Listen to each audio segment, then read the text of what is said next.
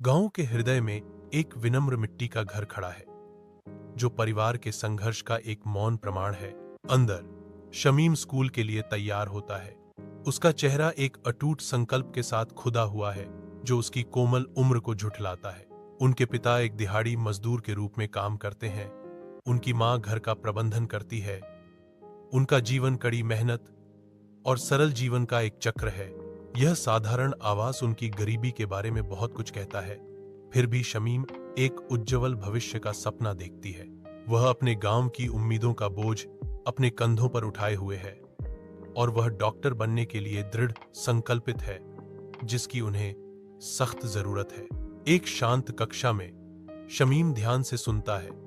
उसकी दृढ़ता विपरीत परिस्थितियों के बावजूद चमक रही है। उसकी परिस्थितियों का भार कभी भी उसकी भावना को कम नहीं करता है, बल्कि उसके संकल्प को बढ़ावा देता है। स्कूल के बाद वह एक कार्यकर्ता में बदल जाता है। उसके हाथ बर्तन साफ करते हैं। प्रत्येक कार्य उसके सपने की ओर एक कदम है। शिक्षिका धीरे से मुस्कुराती है। उनके शब्द एक गहरा विश्वास लिए हुए हैं। तुम एक दिन महान आदमी बनोगे शमीम।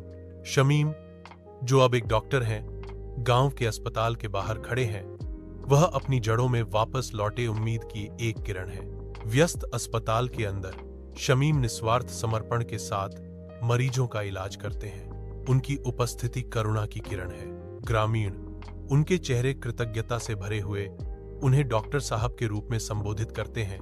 उनकी आवाज श्रद्धा और सम्मान से भरी होती है। चिंतन के एक शांत क्षण में शमीम को वह विनम्र घर और केरोसिन का दीपक याद आता है, जिसने उसके सपनों को प्रज्वलित किया, जो उसकी यात्रा का एक मार्मिक अनुस्मारक है।